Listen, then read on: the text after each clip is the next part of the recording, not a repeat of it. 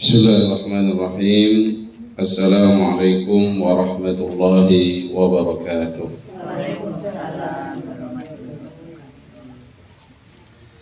Innal hamdalillah nahmaduhu wa nasta'inuhu wa nastaghfiruh wa na'udzu billahi min shururi anfusina wa min sayyiati a'malina. May yahdihillahu fala mudilla lahu wa may yudlilhu fala hadiya lahu. Asyhadu an la ilaha illallah wa asyhadu anna Muhammadan abduhu wa rasuluh la nabiyya ba'dah.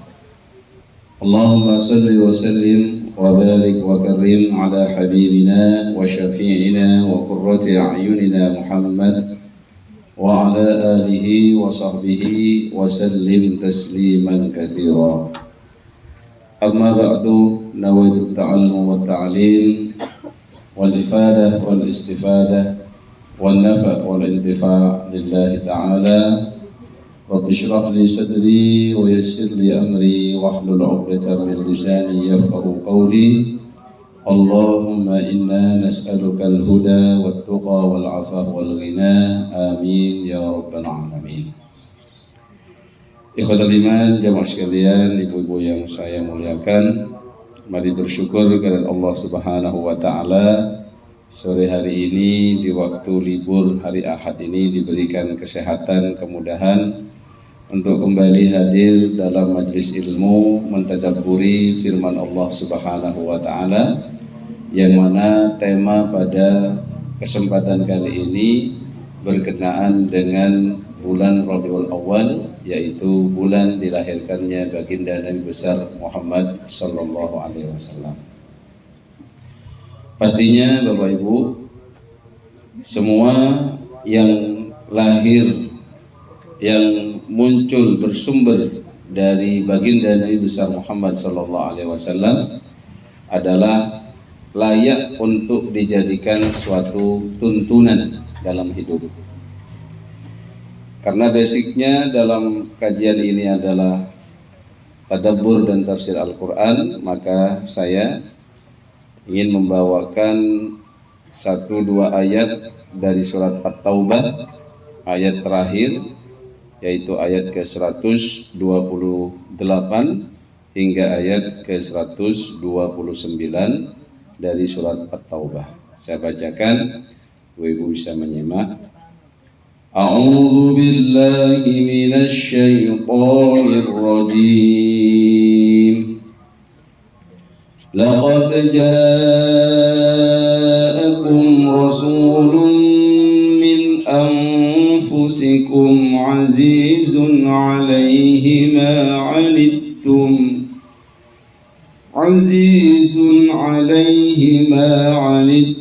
harisun 'alaikum bil mu'minina raufur rahim.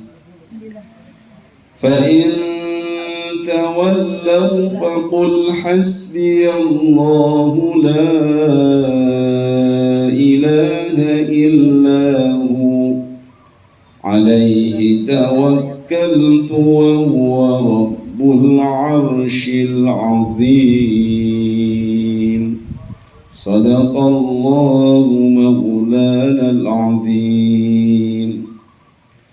Maha benar Allah dalam firman-Nya dalam surah At-Taubah ayat ke-128 hingga 129, yang artinya laqad ja'akum, sungguh benar-benar telah datang kepada kalian rasulun, seorang rasul, dengan ijma' bahwasannya mengatakan kesepakatan bahwasannya Rasul di sini yang dimaksud adalah Nabi kita Muhammad sallallahu alaihi wasallam. Laqad ja'akum rasulun min anfusikum, sungguh benar-benar telah datang kepada kalian, telah diutus kepada kalian seorang rasul min anfusikum, dari golongan kalian sendiri.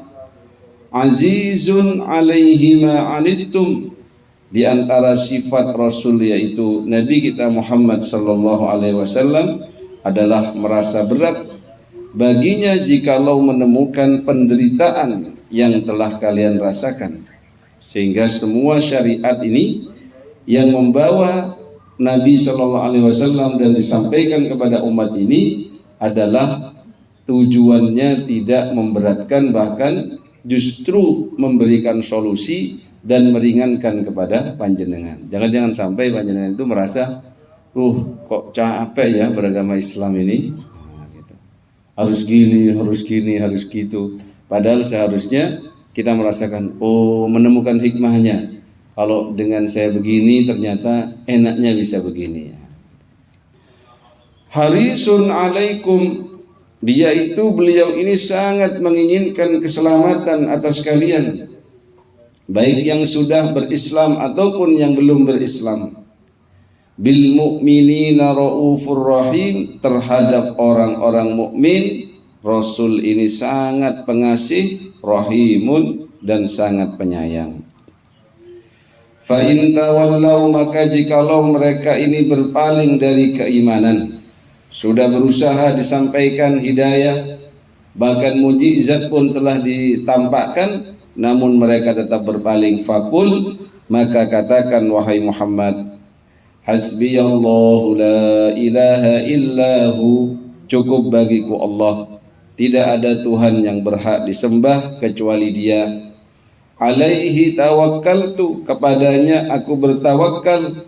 Wa huwa rabbul arsyil azim, dan Dia adalah Allah rabbul arsyil azim, Tuhan pemilik arsy yang agung. Shadaqallahul azim.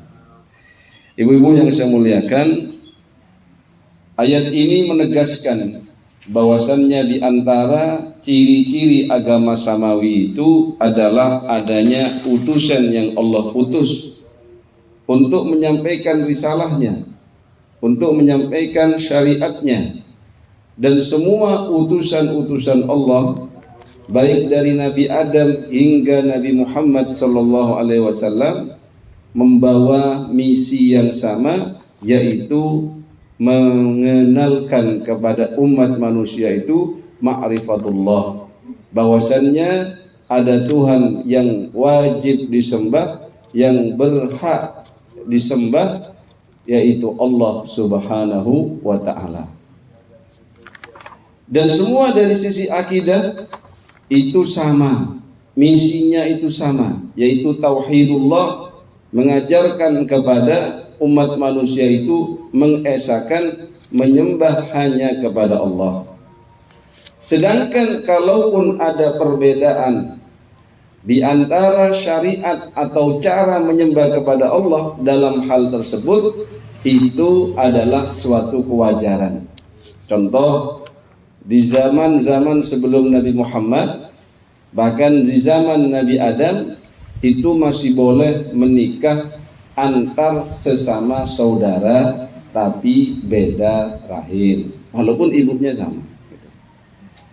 Tetapi zaman ini, zaman Nabi Muhammad, tidak boleh gitu. Salat di zaman sebelum Nabi Muhammad, bahkan di zamannya Nabi Musa, Masya Allah, bukan 5 kali, Bu, tapi puluhan kali. Sehingga ketika zaman Isra Mi'raj, Nabi Musa memberikan saran kepada Nabi Muhammad, minta kepada Tuhanmu takhfif, yaitu keringanan. Karena umatmu itu orangnya kecil-kecil, orangnya itu ya begitulah ya, kita tahu sendiri, duduk setengah jam encok kumaha gitu. Kalau 40 menit itu sudah posisi duduk berubah 5 kali. Aduh, itu suruh minta sampai ditakfif, diringankan sampai 5 kali. Dan itu pun Allah anggap sebagai 5 kali itu 10 kali lipatnya, Bu. Dianggap 50 ya. Sehingga kalau kita meninggalkan sholat itu hati-hati gitu. Itulah syariat, yang mana dalam hal urusan syariat itu ada sedikit perbedaan, tapi semuanya itu tujuannya adalah beribadah, mengajak, mengenal kepada Allah, baik itu Nabi Ibrahim alaihissalam, baik itu Nabi Musa, Nabi Isa, sampai Nabi kita Muhammad sallallahu alaihi wasallam. Sehingga sebenarnya Jikalau dikatakan apakah agama samawi itu, ya hanyalah Islam. Lalu Islam itu siapa yang membawa? Apakah hanya Nabi Muhammad? Istilah Islam itu ikhwatal iman itu sudah ada sejak sebelum Nabi kita Nabi Muhammad. Sebelum itu sudah sering dari nabi-nabi sebelumnya itu menyampaikan. Contoh ketika diutusnya Nabi Ibrahim dan Nabi Ismail dan Nabi Yakub, berfirman Allah Ta'ala, wa man yarghabu an millati Ibrahim illa man safiha nafsah wa laqad istafainahu fid dunya wa innahu fil akhirati laminas salihin. Itu gambaran siapa orang yang membenci agamanya Ibrahim, itu orang yang bodoh. Karena Allah telah memilih dia di dunia dan dia itu di akhirat adalah orang-orang yang soleh. Idz qala lahu rabbuhu aslim, ketika dikatakan baginya oleh Tuhannya, aslim, masuklah kamu Islam, berpasrahlah kamu wahai yang diseru ini. Maka qala aslamtu li rabbil alamin, saya berpasrah diri kepada Rabbul Alamin. Akhirnya yang inti, wa wassa biha Ibrahim banihi wa Yaqub, dan Nabi Ibrahim ini mewasiatkan kepada putranya. Begitu juga Yakub, dia dalam wasiatnya mengatakan, ya baniya, wahai anakku, innallaha astafa lakumuddin, sesungguhnya Allah telah memilih bagi kalian agama. Fala tamutunna, maka jangan sekali-kali kalian mati illa wa antum muslimun, kecuali kalian menjadi orang-orang yang muslim. Jadi sebutan muslim itu sudah ada sejak zamannya Nabi Ibrahim. Jadi sebelum Nabi Muhammad itu sudah ada istilah Islam dan muslim. Begitu juga ketika diutusnya Nabi Musa kepada Bani Israel, difirmankan dalam firman Allah Subhanahu wa taala dalam surat Al-A'raf ayat 125 hingga 126, qalu inna ila rabbina munqalibun wa ma tanqimu minna illa an amanna bi ayati rabbina lamma ja'atna Rabbana afrigh alaina sabran wa tawaffana muslimin. Kata-kata muslimin, jadi bedanya cuma muslimun, muslimin, itu cuma beda i'rab saja, artinya sama gitu ya.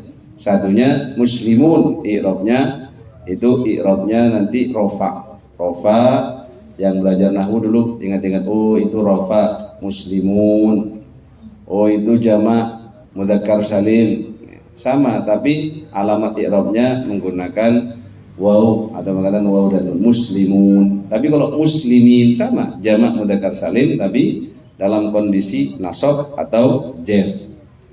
Wa tawaffana muslimin, ya Allah, ketika mereka orang-orang Bani Israel ini disiksa oleh siapa? Fir'aun, mereka memohon kepada Allah, afrigh alaina sabra, ya Allah berikan kesabaran kepada kami, wa tawaffana muslimin, dan jadikan kami orang-orang yang wafat dalam keadaan muslim. Di zaman Nabi Isa juga demikian. Difirmankan dalam firman Allah, falamma ahassa Isa minhumul kufra qala man ansari ila Allah qala al hawariyun nahnu ansarullahi amanna billahi washhad bi anna muslimun. Muslim juga bahasanya itu. Saksikan washhad bi anna, sesungguhnya kami muslimun adalah orang-orang yang muslim, berpasrah diri kepada Allah. Jadi Islam itu sudah dibawa oleh nabi-nabi sebelumnya dan disempurnakan oleh Nabi kita Muhammad SAW dengan syariat Islam yang seutuhnya, dengan panduan kitab suci Al-Quran dari kita membaca Bismillahirrahmanirrahim sampai surat An-Nas, dari surat Al-Fatihah sampai surat An-Nas. Di sini ditegaskan dalam surat Taubah, laqad ja'akum rasulun min anfusikum azizun 'alaihi ma 'anittum harisun 'alaikum bil mu'minina raufur rahim. Benar-benar telah datang kepada kalian rasulun min anfusikum. Ya. Dari tafsirnya apa ini maksudnya yang kita perlu tadabburi. Disebutkan di situ min anfusikum, dari jenis kalian. Dalam tafsir Ibnu Katsir itu disebutkan min anfusikum ay min jinsikum, dari jenis kalian. Jadi kalau jenis kita ini adalah manusia, ya Nabi itu berarti manusia gitu.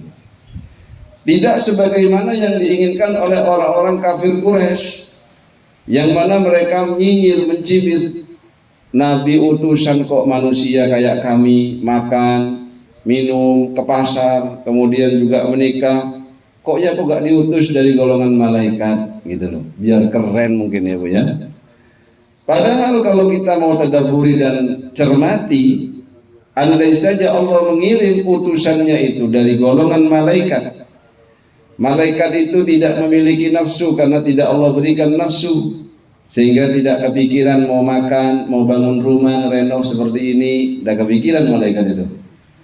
Mau nikah juga nggak kepikiran, mau cari suami lagi yang sudah meninggal suaminya juga nggak kepikiran. Malaikat.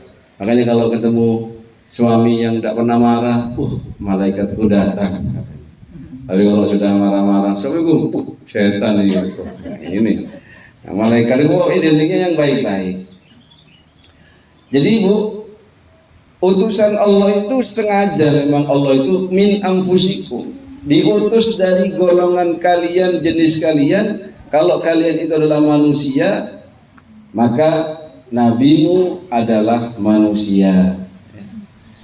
Tapi memang nabi itu manusia yang spesial, basyarun la kal basyar. Ibarat bebatuan itu, batu kan banyak, ada batu bata, ada batu ake, ada batu kali, ada batu batu gunung. Itu semuanya batu-batuan, tapi harganya bisa berbeda. Yang satu sekilonya itu hanya 100.000, yang satu dump truck itu bisa hanya 500.000. Atau bahkan kalau cuma batu kali itu lebih mahal dikit. Tapi kalau batu mutiara itu 1,5 kilo ini bisa senilai rumah ya. Tapi kalau yang batu untuk pondasi itu 1 truk itu cuma 500.000. Perkiraan gitu, karena saya sedang bangun jadi agak paham. Bangun Bu, jadi agak paham harga bangunan itu. Jadi kata iman lah, kalau batu mutiara ya spesial gitu ya. Nabi itu karena ibaratkan bebatuan itu adalah batu mutiara, batu intan permata, yang mana kalau batu intan itu kalau ditaruh di bataku kemudian dipukul pakai bataku gak pecah gitu.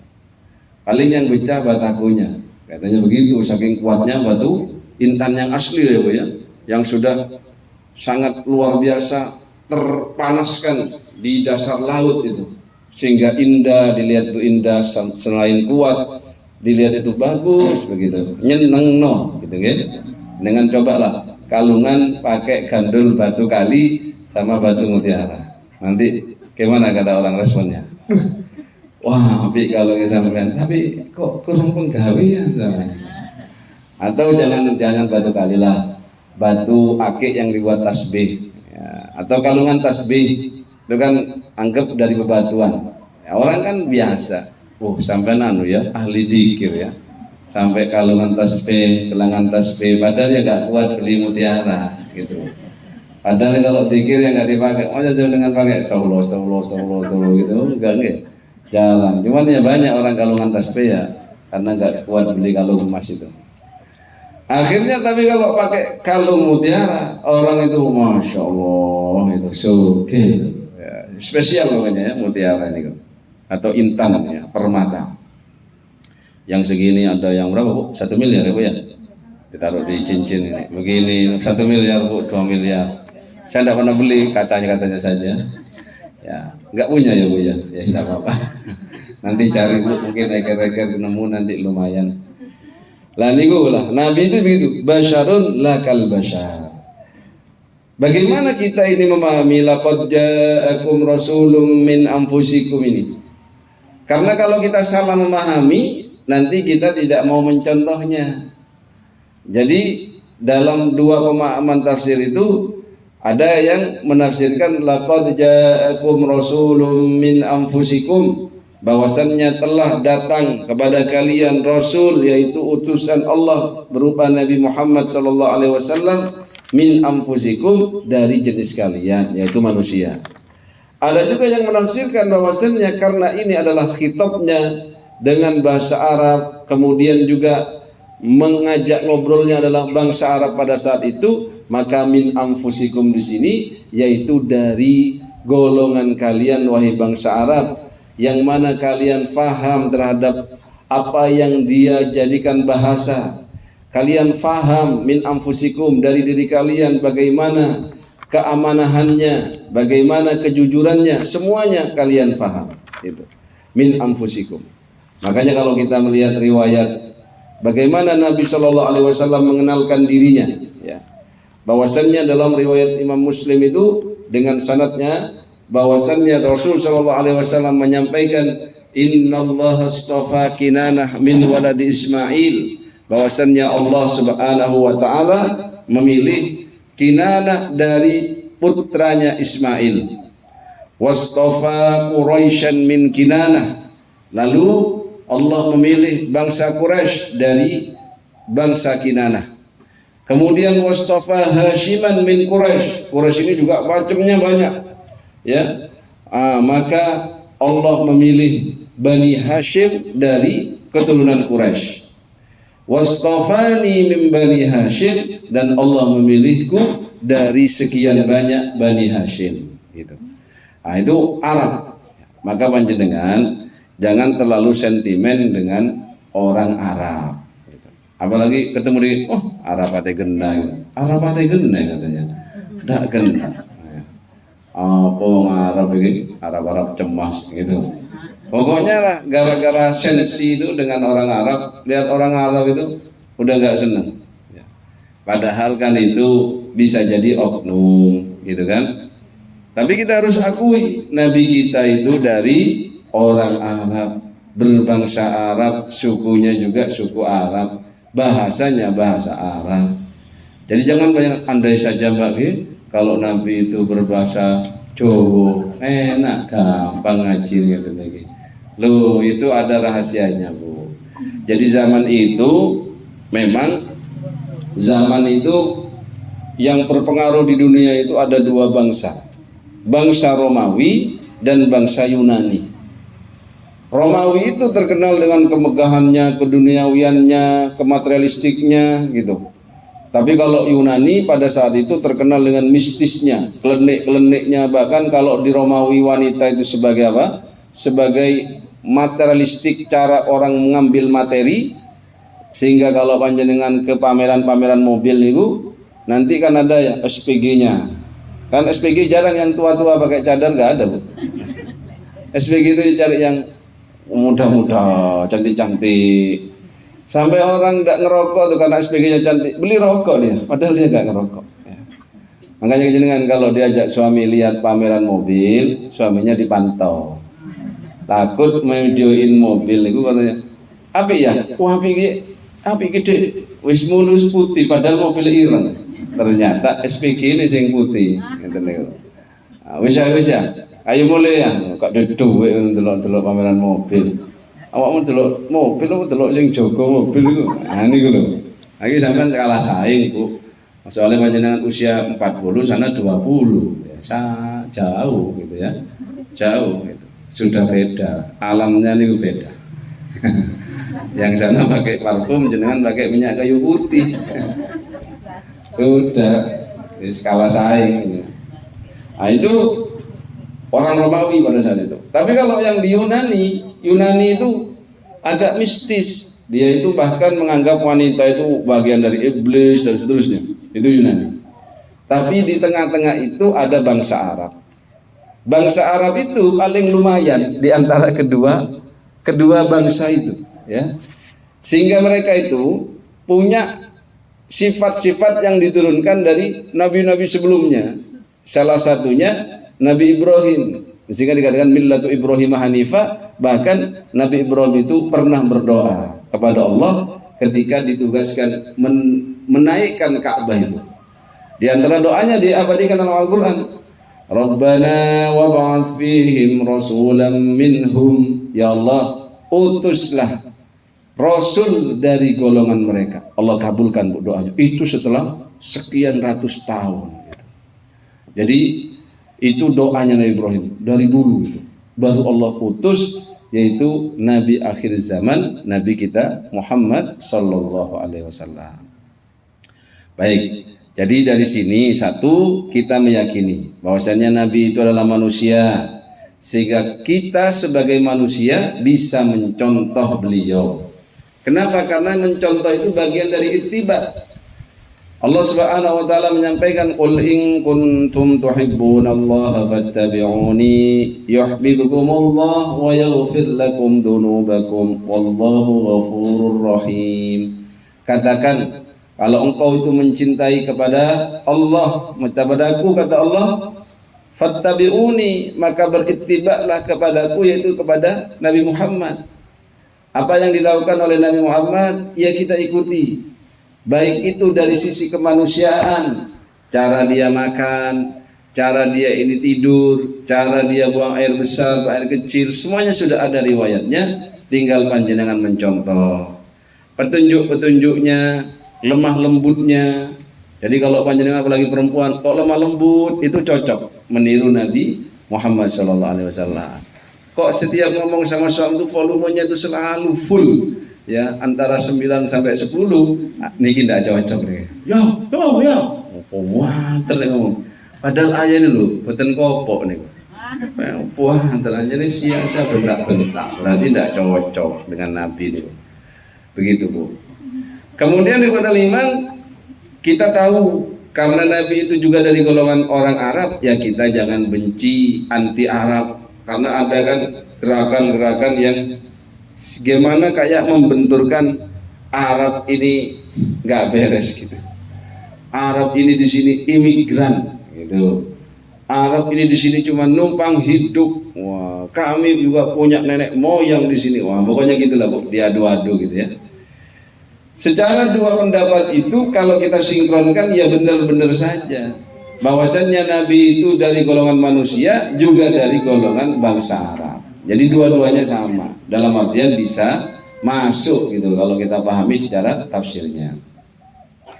Kemudian di kota Liman, bahwasannya Allah menyifatkan bagaimana Nabi itu sifatnya azizun alaihi ma anittum. Beliau itu tak mau melihat umatnya sengsara itu, sehingga syariat-syariat yang dia bawa itu, bahkan dalam urusan sholat pun, ketika beliau menyatakan sholat itulah sangat-sangat dia cintai, rekreasi terindah secara rohani, tapi ketika beliau mengimami sholat lalu mendengar anak yang menangis, lalu diperpendeklah sholatnya beliau itu.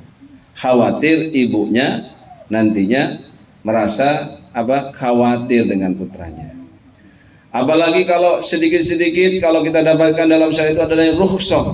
Kita ini ada rukhsah keringanan. Musafir bisa menjamak qashar. Kemudian seorang yang berpuasa kalau sakit bisa rukhsah tidak berpuasa atau mokel bagi musafir. Apalagi yang lain, banyak sekali rukhsah. Apalagi dalam urusan ibadah manasik haji. Setiap ada yang curhat, Nabi gimana ini? Apakah haji ini apakah setiap tahun? Nabi diam. Kalau saya jawab iya, kamu akan pastinya ruwet setiap tahun. Ini sekali seumur hidup aja ruwetnya luar biasa. Nyicil gak lunas-lunas, gak berangkat-berangkat. Sudah lunas, ternyata nunggunya 30 tahun. Allahu Akbar katanya. Saya umur 70 tahun itu, Pak. kayaknya wis gak kuat tawaf katanya gitu. Ya minta dorong sama suami tercinta, ya dorong mas gitu ya. Itu maka hanya seumur hidup sekali. Kalau ada Jumat dalam hal haji itu Nabi mengatakan if'al wala haraj. Selama itu kata beliau lakukan, tidak apa-apa. Itu banyak begitunya gitu. Itu kemudahan banyak sekali. Nabi tidak ingin kita menderita, Bu. Harisun alaikum bil mu'minina raufur rahim. Harisun alaikum itu sangat menginginkan keselamatan bagi kalian. Jadi kalau panjenengan ditanya, siapakah manusia yang paling dicintai di muka bumi ini? Jawabannya adalah Nabi, gitu. Bukan suami, apalagi suami orang, jangan. Gitu. Soalnya mahasiswa itu ditanya, siapa yang paling kau cintai di muka bumi ini? Manusia siapa yang paling cintai? Ada jawab, ibu saya bagus, bapak saya bagus, pacar saya tidak bagus, gitu. Atau yang lain yang masih haram itu. Tapi sesungguhnya yang paling bagus ketika menjawab manusia yang wajib kita cintai, yang paling kita cintai adalah Nabi kita Muhammad Sallallahu Alaihi Wasallam. Pertanyaannya kenapa? Karena beliau ini harisun alaikum.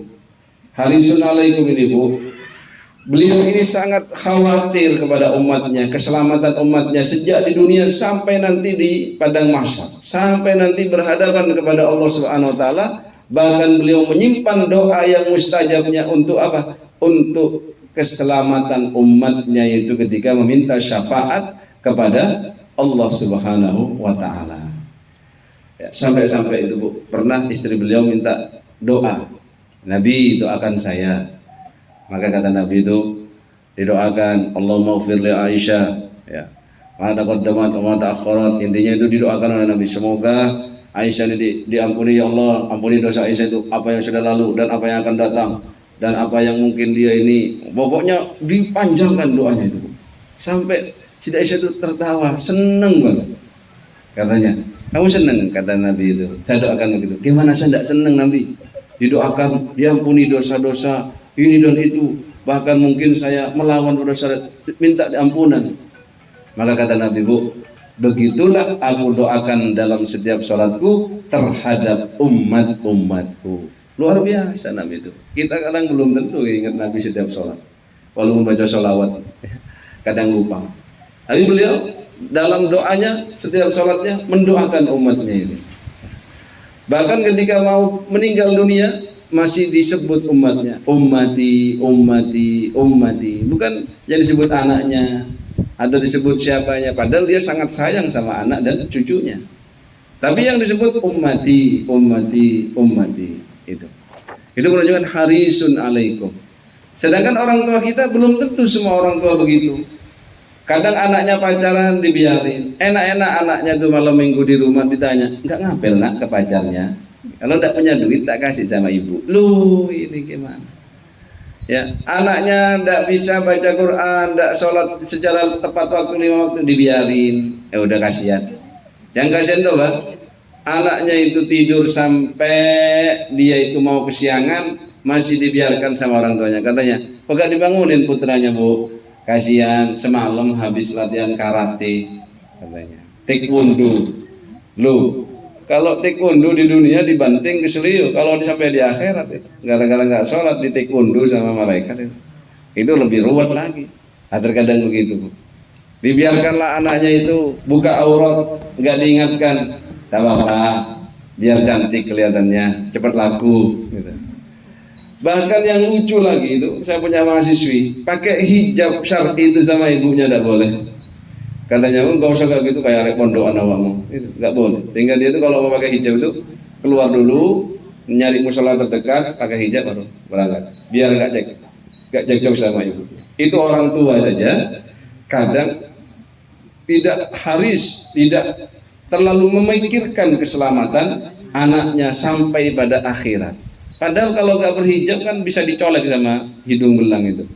Nah, harusnya dipikir seperti itu. Maka kita bersyukur Nabi itu memiliki sifat harisun alaikum bil mu'minina raufur rahim. Nabi itu sangat-sangat mencintai, sangat mengasihi terhadap orang-orang yang beriman. Ya, yang bergaul sama beliau ya para sahabat diantaranya. Kalau kita ingin bergaul sama beliau, ya bergaullah dengan para ahli warisnya. Diantaranya adalah al-ulama warathatul anbiya. Ulama itu adalah para ahli waris Nabi. Siapa ulama itu? Yang memiliki ilmu syar'i yang mumpuni dan mengamalkan ilmu itu sehingga dia memiliki rasa khasyah, rasa takut kepada Allah Subhanahu wa taala. Sebagaimana yang difirmankan, innama yakhsyallah min ibadihil ulama. Kemudian memang hidayah hanya milik Allah. Sampai Nabi itu bersikeras, berusaha, bahkan ketika pamannya akan meninggal, beliau mendatanginya ketika sakaratul maut itu, paman, ayo katakan asyhadu an la ilaha illallah, asyhadu anna muhammadar rasulullah. Dua kalimat ini yang nanti akan aku jadikan hujjah di hadapan Allah untuk menolongmu dari siksa dan azab Allah. Tapi di sisi lain juga ada yang membisiki dari perwakilan setan itu. Yaitu dari abu-abu ya, yang mengatakan atarghabu amillati Abdul Muttalib, wahai Abu Thalib, kamu mau benci tak kepada agama nenek moyangmu gitu. Sampai Nabi itu merasa sedih ketika beliau ini mendapatkan pamannya tidak mau mengikuti saran beliau. Ikhwatul iman jemaah sekalian, itu harisun alaikum bil mu'minina raufur rahim. Bahkan Nabi itu sampai ke orang Yahudi itu, Bu. Ya. Sampai nyuapin orang Yahudi yang sudah tua itu kan, itu saking padahal dia itu loh suka mencaci maki. Setelah diganti oleh Sayyidina Abu Bakar, orang Yahudi yang tua ini bilang, siapa kamu kok agak kasar kalau nyuapin? Bukan kayak biasanya. Oh, yang dulu itu sudah meninggal, saya ini sahabatnya. Siapa yang dulu itu? Karena buta, Bu, yang tua ini. Itu adalah Muhammad Rasulullah. Kaget beliau, langsung dia syahadat itu. Karena selama disuapin Nabi, dia juga suka mencaci maki Nabi. Tapi kalau kita yang nyuapin itu dicaci maki, sak sendok-sendoknya disuapin. Oh, salah lek suapin kikir langsung. Dikasarin ya. Sama lah kalau punya siapa anak rewel, siapa rewel, suami rewel disuapin. Oh, tambah. Nah, pernah nyuapin suaminya, Bu? Jadi jangan nunggu sakit, gitu. Kalau mau nyuapin suaminya nih, Bu, sayang sini tak suapin. Ya, jangan nunggu sakit, biar agak mesra gitu. Saya kalau nyetir itu makan kadang disuapin sama istri, gitu. Suapin, lumayan, ya. Kadang saya minta suapin anak saya, suapin. Loh, Abi kan sudah besar. Loh, Abi kan minta suapin. Jangan nunggu Abi sakit kalau kasihan, masa udah besar nunggu sakit. Jangan, sesekali minta. Tiap hari ya, bayi namanya. Sekali nggak apa-apa. Fa in tawallau, kalau mereka berpaling sudah diajak ya. Fakul hasbiyallahu la ilaha illahu, sudah itu miliknya Allah itu. Hidayah itu miliknya Allah. Bahwasannya jangankan kita, Bu, sebagai seorang ustadz, kiai, atau kita sebagai orang tua, Nabi itu loh tidak bisa menunjukkan hidayah kepada orang yang dia cintai.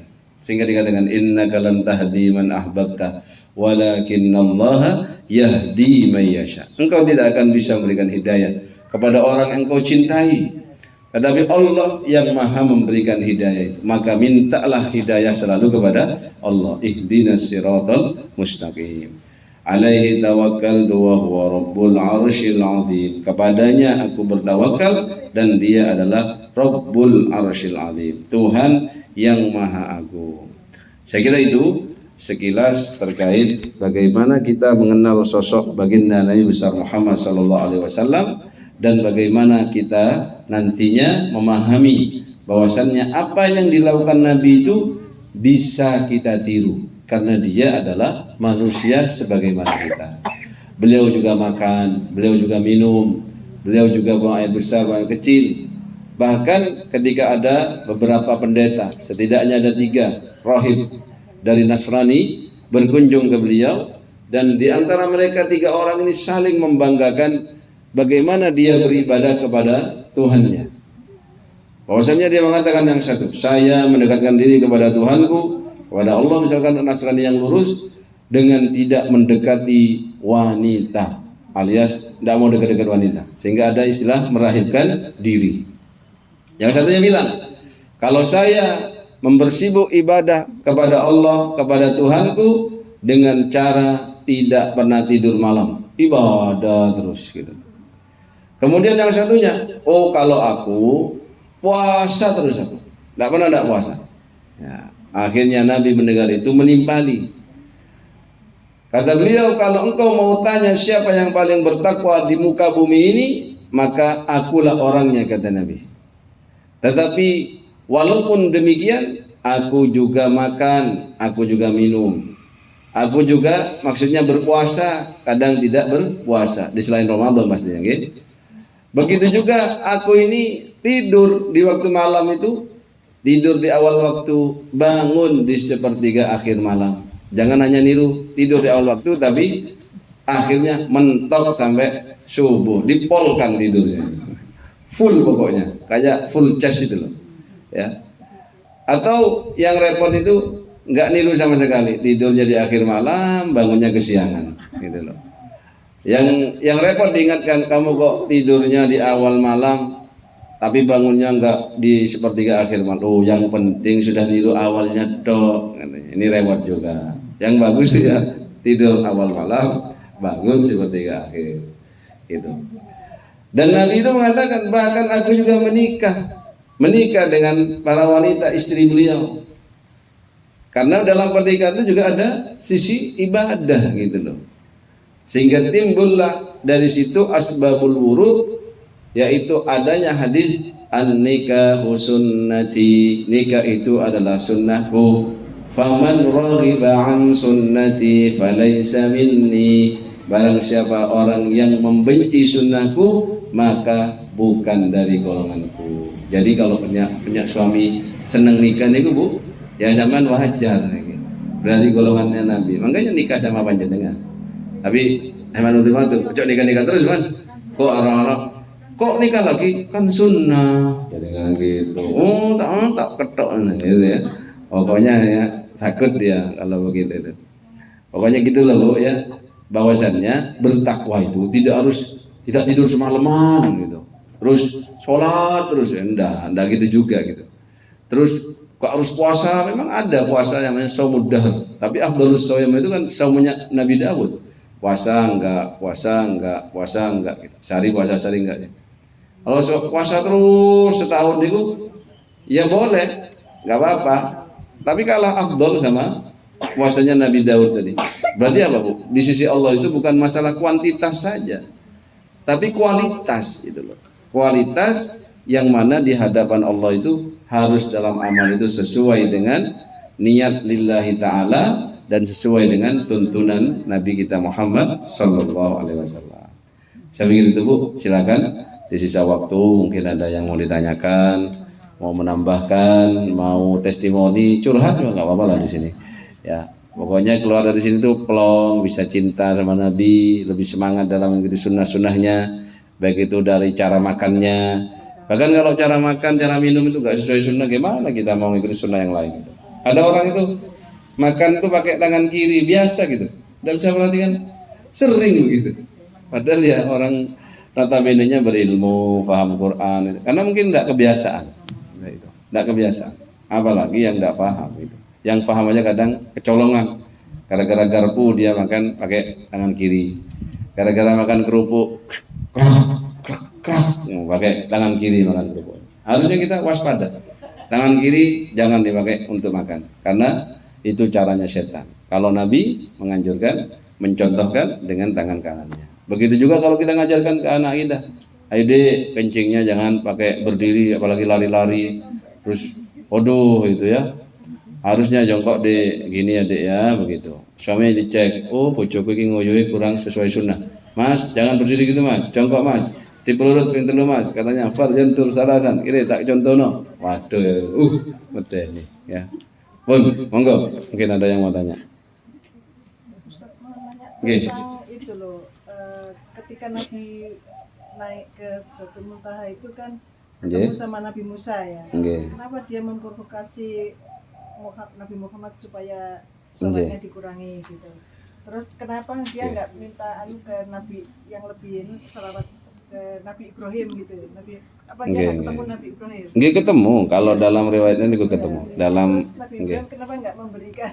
Lah niku saya nggak tahu niku. Gak ada konfirmasi gitu. Yang jelas ngeten, yang saya pahami dari hadis-hadis niku bahwasanya Nabi Musa itu memang nabi yang kritis. Bahkan beliau itu melihat Nabi Musa itu. Ini umatnya siapa ya? Itu ada dalam, pernah baca saya di dalam riwayat itu.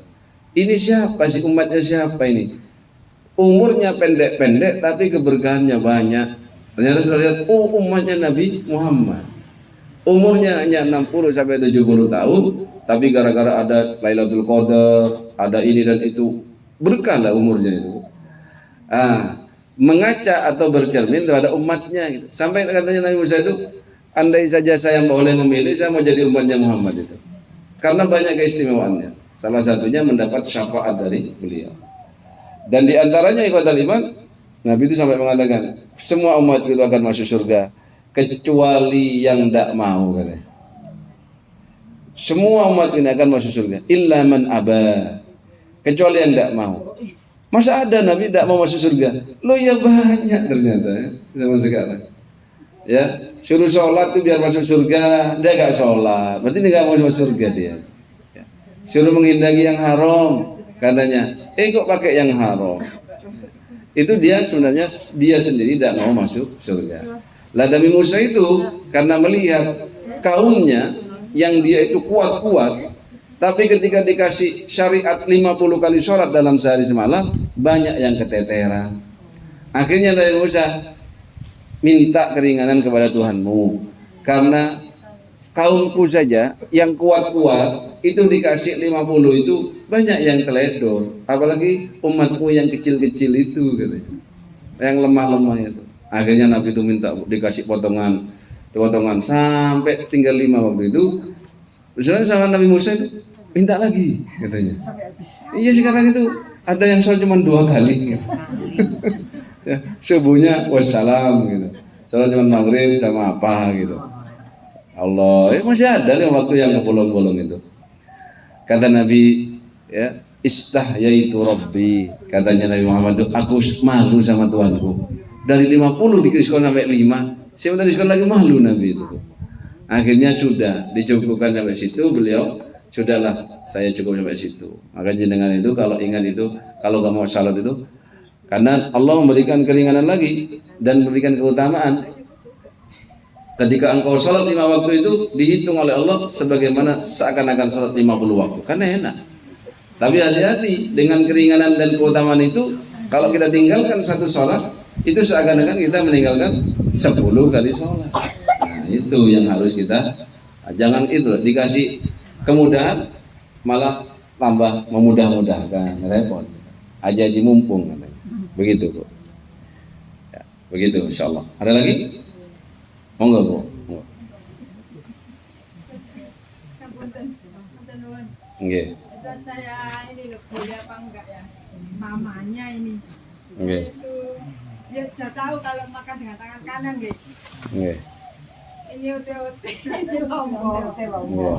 Nah ini makan otenya tangan kanan. Lombok lagi. Saya tanya ke pedas. Boleh nggak seperti itu? Oke. Ya secara logikanya ya nggak boleh, secara keilmuannya memang. Makanya itulah kata saya, kadang kita gaya makan kita itu dipancing untuk tidak menggunakan tangan kanan. Kerupuk bikin, kemudian garpu. Kadang kalau kita nggak sadar, cek, syuk, keren. Gitu. Apalagi banyak yang mancing itu. Nah, disitulah kita gunanya berilmu. Ya. Kalau setan itu, kalau kita nggak baca doa, dia ikut makan memang. Sing kepedesan itu saya nggak tahu, setan kepedesan apa buatan itu unik itu. Tapi kan nggak pernah, gitu setannya, nggak pernah kedengaran ya. Intinya dia itu ikut makan kalau kita makan. Apalagi kita nggak baca doa, gitu ya. Apalagi kita makannya dengan tangan kiri. Gitu. Itu ada yang mengatakan itu simbol. Kiri itu simbol gayanya setan. Dan itu semua dalam urusan apapun. Panjenengan kan Nabi itu yuhibbut tayamun. Nabi itu suka sekali mendahulukan yang kanan. Bahkan mandi junub itu, kalau dalam tuntunan fikih kan, itu juga dari Nabi. dalam artian setelah kepala syakul aiman, ya, separuh depan yang sebelah kanan, separuh belakang yang sebelah kanan, baru separuh kiri yang depan, baru belakang kiri separuhnya itu. Sampai nyiram tuh kayak gitu. Cara nyiramnya nih. Ini zaman pakai shower. Langsung kanan belakang. Langsung kiri yang depan, kiri yang belakang. Mau pakai sandal kanan. Mau pakai nopo kanan semua. Ya. Kanan itu dicintai oleh Nabi. Ashabul yamin. Gitu, okay? Jadi kita ikuti linearnya saja. Ya, maka godaannya di situ. Kalau kita makan OD-OD berarti bisa kok. Set OD-OD-nya pegangnya begini Bu, caranya. Ini para pencinta OD-OD, ini OD-OD-nya begini, pegangnya nanti lomboknya begini. Saya begini, wah itu. Set insyaallah makannya lebih nikmat. Kecuali lomboknya 10 langsung ya, repot. Atau diiris. Insyaallah bisa kok. Makanya dari situ kita latih itu. Bisa, cuman ya tadi itu biar setan kepedesan itu yang rekod. Nggih, ada lagi Bu. Nggih. Nggih. Kalau anak yang kidal itu kan apa bisa dibetulkan? Kalau kidal itu jadi memang ini Bu, ada orang itu nanti kalau dia kebiasaan yang dia biasakan itu nggak bisa ada wudu. Tapi ada memang orang itu tangannya tidak bisa. Saya punya anak begitu. Kan saya itu dikritik sama sepupu saya. Biasakan tangan kiri. Coba sampean ajari kalau bisa tak kasih duit. Emang anak saya itu ada kelemahan sebelah kanannya ini karena otaknya ada gangguan gitu. Jadi tangannya ke kanan nggak bisa nyampe ke mulutnya itu. Itu. Nggak bisa. Akhirnya dia memang pakainya tangan kiri. Ya, ngajarin sampai dublek ya kalau memang nggak bisa. Itu memang tangannya tuh ada kekurangan, jadi kelemahan di saraf-saraf sebelah kanannya itu. Jadi dia kalau makan pakai tangan kiri. Ya kita udah ngajarin yang nggak bisa kalau memang itu dari sononya itu nanti kita normalnya kalau ngikuti normal begitu. Tapi kalau dia kidalnya gara-gara kebiasaan dia berarti dia yang membiasakan dirinya itu. Gitu. Coba diperiksakan ke dokter. Gitu. Gitu. Monggo Bu. Nggih. Ini Pak Ustaz, kalau kita harus mencintai Rasul gitu, melaksanakan sunnah-sunnahnya.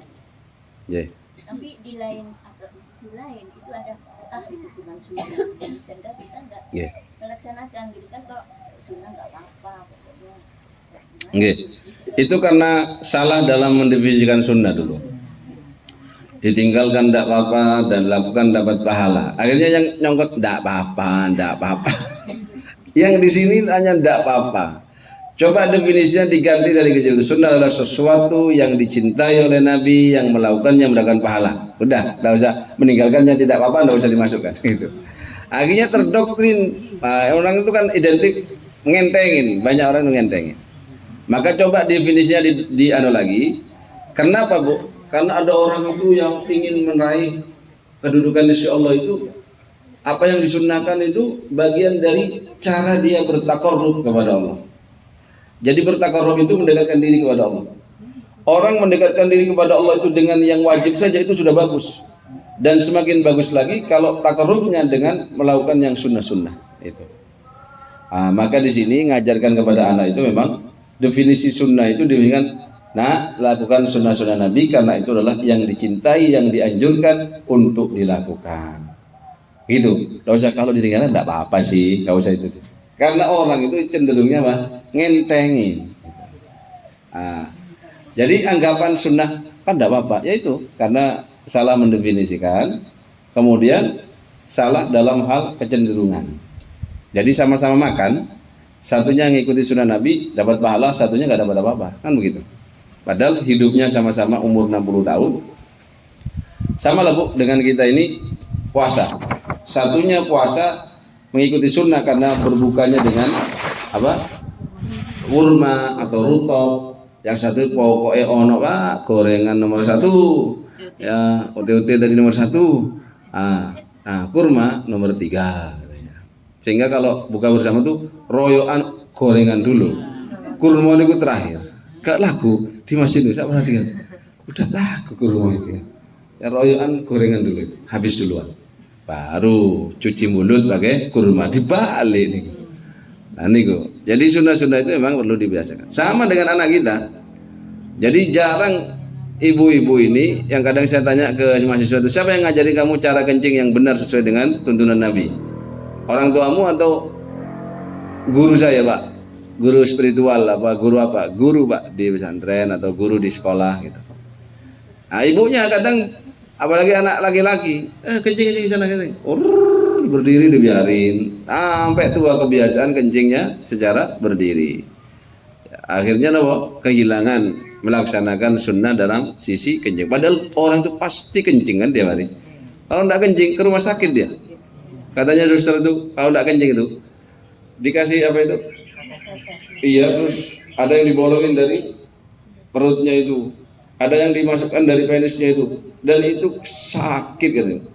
Gitu. Allah, itu kalau tidak sesuai sunnah akhirnya kena infeksi saluran kencing dan lain sebagainya. Itu harus diajarkan. Gitu.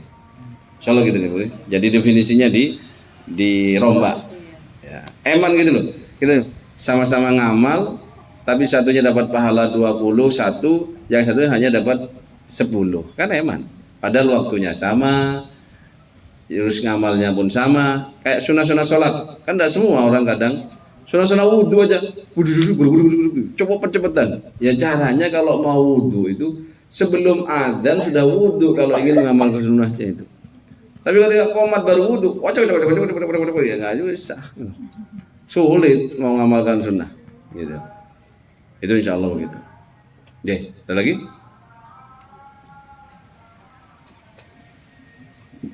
Jadi Ibu, kalau dari syariat itu sebenarnya Ibu mengamalkan sunnah itu semakin membuat panjenengan itu bahagia dan semakin menyebabkan panjenengan itu merasa ringan. Contohnya, tumakninah itu kan ada yang menekan rukun sholat, ada yang menekan sunnahnya sholat. Disunnahkan sholat tumakninah. Allahu Akbar, Allahu Akbar. Santai gitu, gitu. Aduh, sakit semua sholat dek kono aku keluar apa imamnya ngebut gitu. Karena tuh makninanya kurang gitu. Apa baca Quran suruh apa sunnahnya ini begini wudhu dulu, walah itu bagian dari apa ya, sunnahnya wudhu misalkan suruh kumur dulu, suruh ini dulu. Kalau itu diikuti semua secara kesehatan tuh sehat orang wudhu mengikuti sunnahnya wudhu, baik secara begini ya, nyala-nyalai di tangan, terus membasuhnya seger daripada yang hanya ikut rukun fardunya saja. Gitu. Jadi kesunahan itu cara panjenengan memaksimalkan ibadah kepada Allah dan dimaklumi bahwasannya kesunahan itu adalah cara kita maksimal dalam bertakarrub kepada Allah Subhanahu wa taala. Oke, ngeten. Ada lagi? Monggo. Jam berapa? Nggih. Nggih, rukso. Itu sebenarnya pergi terus kita mengutamakan ruksonya atau mengejar pahala yang banyak. Oh enggak. Jadi gini Bu, kalau rukso itu tawaran dari Allah. Maka kalau panjenengan merasa itu adalah sudah berhak mengambil rukso, saran saya ambil saja ruksohnya. Karena Allah itu Rahman Rahim. Bahkan ada madhab zahiri itu, madhab zahiriyah yang terkenal letterlek dalam memahami Quran, itu mewajibkan mengambil rukso itu, gitu. Ya, walaupun ada yang tidak menganggap itu. Ya. Jadi rukso itu memang pahala dan hadiah dari Allah yang boleh kita ambil dan sebaiknya diambil. Kalau memang kita ini sedang dalam kondisi yang rukso. Dan ruksonya memang banyak. Salah satunya ya kaidah dalam rukso itu, rukso itu tidak boleh bersamaan dengan kemaksiatan. Misalkan ruksonya jamak qashar, tidak boleh dipakai orang yang sedang perjalanan menuju kemaksiatan. Misalkan mau kemana sampean? Kita nyelapu marotuwo ini. Perjalanan teko Surabaya nang Telungagung ngomel tetuk kono tak celatui kabeh, marotuwo kabeh tak celatui kabeh. Jengkel anjing. Ah, itu tidak bisa jamak qashar. Niatnya sudah nyelatu marotuwo. Atau mau kemana Bu? Udah pesen tiket, ini mau ke Bali, mau berjemur di pantai itu. nggak berjemur di sini saja Bu. Dilihat-lihat sama orang auratnya itu sudah nggak bisa jamaah kos. Atau apalagi cuma mau hadir konser Lady Gaga, nggak bisa. Niku rukshoh nggak bisa. Oke, kita nih. Ambil saja. Eman, saya kalau perjalanan kayak kemarin saya ke Palembang, nyoba naik bis, berangkat Minggu sore nyampe Senin. Itu kalau nggak ambil rukshoh, tekor, capek Bu. Apalagi dikasih waktu gitu ya, dikasih waktu kan, kita berhenti di poolnya bis itu rukshoh kita terasa sekali. Saya kalau safar itu, makanya kalau ada surat-surat pendek, kapan dipakainya? Ya kita itu. Inna atau inakal kautsar, qul huwallahu ahad, cakep nih. Kalau jenengan rukshoh itu gak diambil, menurut saya. Jadi silakan ambil. Oke, ada lagi? Sampun ya. Oke, alhamdulillah, semoga kita diberikan oleh Allah Subhanahu wa taala kemudahan untuk bisa mencontoh akhlak dari baginda Nabi Muhammad SAW. Dan ketika kita tahu bahwasanya Nabi itu sangat mencintai kita, bahwasannya kita juga harus mencintai beliau. Cara mencintainya adalah dengan banyak mengikuti sunnah-sunnah beliau, apalagi yang wajib. Menjauhi larangan-larangan yang sudah beliau sampaikan, baik itu yang haram ataupun yang makruh. Syukur-syukur dalam setiap kemanusiaan kita, baik itu cara makan kita, cara tidur kita, kemudian cara berpakaian kita, penampilan kita sesuai dengan apa yang beliau tuntunkan. Kalau panjenengan seorang wanita menutup auratnya dengan baik, tidak usah neko-neko sampai pingin cantik disulam alisnya, kemudian giginya dikikir semua biar kayak pokoknya tidak boleh seperti itu. Maka kita itu bagian dari itu. Dan jangan lupa untuk senantiasa bersolawat kepadanya. Allahumma sholli wa sallim alaihi wa ala alihi wa sahbihi wa sallim ajma'in. Mohon maaf atas segala kurangan, terima kasih atas segala perhatiannya. Semoga doa semoga bermanfaat dan kita diberikan oleh Allah ampunan dan ilmu yang bermanfaat. Bismillahirrahmanirrahim. Hamdan syakirin, hamdan na'imin, hamdan yuafi na'amahu wa yukafi mazidah. Ya Rabbana lakal hamdu kama yanbaghi li jalali wajhik wa 'azimi sultanik. Subhanaka la nuhsi thana'an 'alaika anta kama athnayta 'ala nafsik. Falakal hamdu hatta tarda wa lakal hamdu ba'da ridha. Allahumma salli wa sallim ala sayyidina Muhammadin fil awwalin. Allahumma salli wa sallim ala sayyidina Muhammadin fil akhirin. Allahumma salli wa sallim ala sayyidina Muhammadin hatta tarthal ardu wa anta khairul warithin. Allahumma inna nas'aluka ridhaka wal jannah wa na'udzubika min sakhatika wan nar.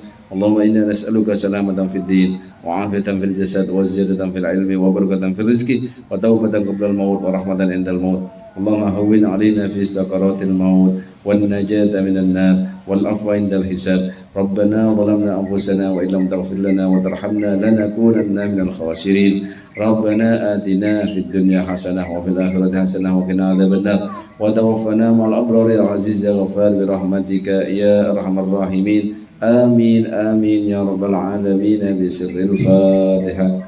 A'udzu billahi minasyaitonir rajim. Bismillahirrahmanirrahim. Alhamdulillahi rabbil alamin. Ar-Rahmanir Rahim. Maliki yaumiddin. Iyyaka na'budu wa iyyaka nasta'in. Ihdinas siratal mustaqim. Siratal ladzina an'amta 'alaihim ghairil maghdubi 'alaihim waladdallin. Amin. Terima kasih. Mohon maaf atas segala kekurangan. Subhanakallahumma wa bihamdika asyhadu an la ilaha illa anta nastaghfiruka wa natubu ilaik. Tsumma assalamu alaikum warahmatullahi wabarakatuh. Waalaikumsalam.